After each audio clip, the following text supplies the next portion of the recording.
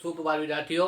अभी आज कक्षा 10 पाठ नंबर 4 देव देव का जो अंतिम पैराग्राफ अपने जो है वो पद्य भाग का वो मैं आपको समझा रहा था। उसकी 4 पंक्तियां इससे पहले जो भाग था उससे मैंने आपको बता दिए वीडियो के अंदर जो यूट्यूब पे आई है और जो मैं लिंक आपको शेयर किए विद्यार्थियों। और मुझे उम्मीद है विद्यार्थियों कि आपने उस लिंक में से देव कवि जो है पाठ नंबर 4 उसका अंतिम पैराग्राफ की 4 पंक्तियां देखनी होगी, वो आपको समझ में आ गई होगी।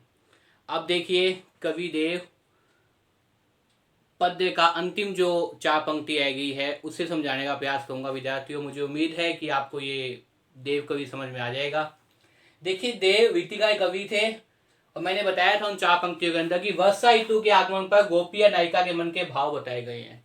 गोपिया नायिका अपनी सखी से कह रही है, श्री कृष्ण क्या कह रहे हैं, उनको झूना झुनाने के लिए कह रहे हैं। ये चीज सपने में चल रही है। गोपिका या नायिका क्या है, सोई हुई है। अब देखिए, जाती उठी उठ गई सो निगोई नींद, सोए भये भाग में जागी वो जग में। यहाँ पे गोपिया नायिका कह रही है कि प्रियतम मुझे झूना झुलाने के लिए कह रहे थे, तभी मैं नींद क्या हो टूट गई। तभी मैं नींद क्या है भाई, टूट गई। मतलब श्री कृष्ण, प्रियतम का मतलब यहाँ पे कौन है विद्यार्थियों, प्रियतम का मतलब यहाँ पे कौन है, श्री कृष्ण। श्री कृष्ण उन्हें ऐसे वर्षा ऋतु के आगमन के अवसर पर उन्हें झूना झुलाने को कह ही रहे थे, तभी क्या है उसकी नींद जो है वो खुल गई, वो सपना जो है टूट गया। इस चीज का को दुख है। जाती उठी उठ गई सो निगोई नींद, और मैं क्या उठकर बैठ गई, तभी मैं सपन जो है वो देख रही थी और नींद टूट गई। और सपन टूटने के कारण मैं क्या हुआ, मेरा जग जाना मेरे लिए दुर्भाग्यपूर्ण रहा। कि मेरा नींद खुल गई और खुलने के कारण मेरा जो है वो जग जाना मेरे लिए क्या है, दुर्भाग्यपूर्ण है।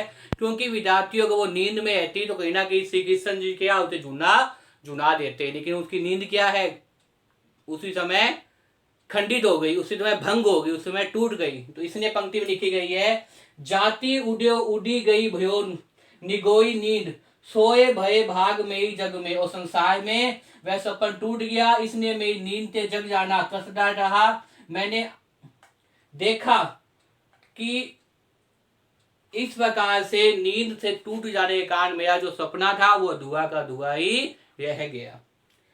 सोई भाग में, मेरे भाग में जो है वो सोना नहीं था। अगर मैं कुछ समय और सो जाती, गोपी क्या कह रही है, गोपी हमेशा कैसे कह रही है कि अगर मैं कुछ समय और सो जाती विद्यार्थियों, तो गोपी क्या कह रही है कि मैं श्री कृष्ण क्या है, मुझे क्या कहते हैं, झूना झुलाने लग जाते, लेकिन मेरी नींद टूट गई। विद्यार्थियों मुझे उम्मीद है आपको ये 2 पंक्तियां समझ में आ गई होगी। अब देखिए अंतिम 2 पंक्तियां कवि देव चैप्टर के अंदर, अंतिम पैराग्राफ की अंतिम 2 पंक्तियां देखिए विद्यार्थियों। आंख खोनी देखी तो घन है न घनश्याम, वेरी छाई बूंदे मेरी आंसू है गगन में। आंख खोनी, लेकिन जब मैंने आंख खोना तो क्या देखती हूँ, गोपी क्या कह रही है, अपनी सखी से कह रही है, जब मैंने आंख खोनी तो ना घन है ना घनश्याम। घन का मतलब ना बादल है काले रंग के आसमान में, और ना घनश्याम का मतलब ना कृष्ण जी है। ना तो कृष्ण मेरे पास है और ना क्या है, आसमान में क्या दिखाई दे रहे हैं, बादल दिखाई दे रहे हैं, दोनों ही नहीं है। दोबारा देखिए, आंख खोनी देखो घन है न घनश्याम। जैसे ही मैंने आंख खोनी तो मैं देखा न तो श्री कृष्ण जी है, न घनश्याम है, न बादल है। वेरी छाई बूंदे मेरी आंसू है डगमाई, और नींद खुलने से मैं वियोग की अवस्था बदल गया। इस कारण से नींद खुलने से मैं क्या होगी, दुखी हो गई। मेरी जो संयोग अवस्था थी, एक होता है विद्यार्थियों संयोग, एक होता है वियोग। एक तो होता है विद्यार्थियों संयोग, एक होता है वियोग। संयोग के अंदर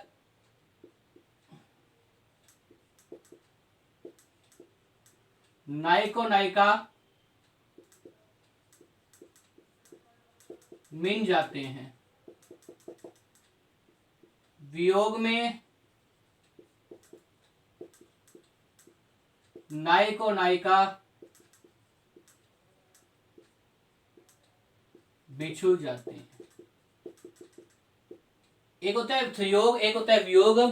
विद्यार्थियों संयोग के अंदर तो क्या होता है, संयोग में नायको नायिका मिल जाते हैं, वियोग में नायको नायिका क्या है, अलग अलग हो जाते हैं, दूर दूर जाते हैं।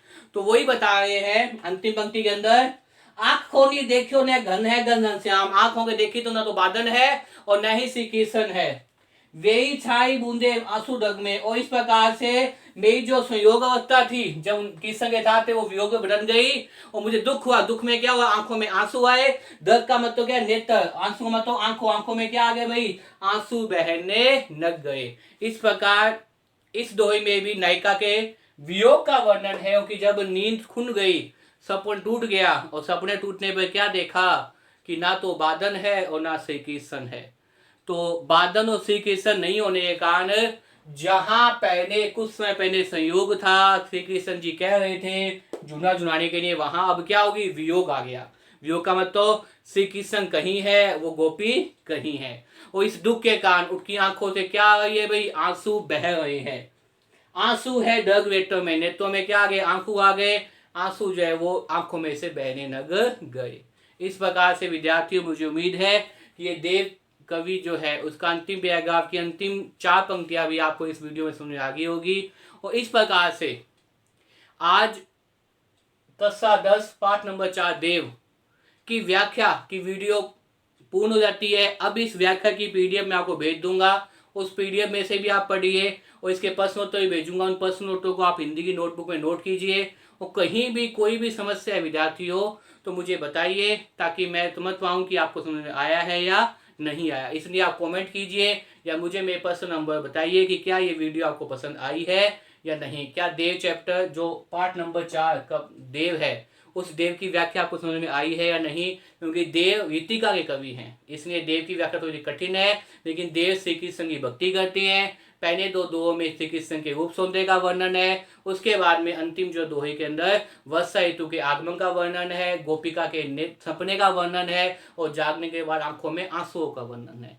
इस प्रकार के विद्यार्थियों, मुझे उम्मीद है इस वीडियो से आपको पाठ नंबर 4 देव समझ में आ जाएगा।